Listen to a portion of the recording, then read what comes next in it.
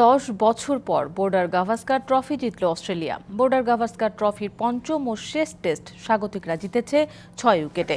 এই টেস্টে জয়ের সাথে সাথে আইসিসি টেস্ট চ্যাম্পিয়নশিপের দ্বিতীয় ফাইনালিস্ট হিসেবে নিজেদের কোয়ালিফাই করল প্যাট কামিন্সের দল। বর্ডার গাভাস্কার ট্রফি শুরু হবার আগে থেকেই টেস্ট চ্যাম্পিয়নশিপের ফাইনালে ওঠার সমীকরণটা কঠিন ছিল ভারতের জন্য।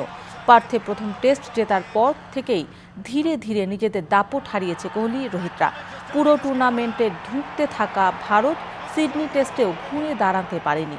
শেষ দিনের খেলায় মাত্র 16 রান যোগ করতেই 4 উইকেট হারিয়েছে তারা।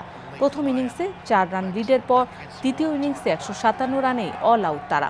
ফাইনালে কোয়ালিফাই আর সিরিজ জিততে স্বাগতিকরা দরকার ছিল মাত্র 161 রান।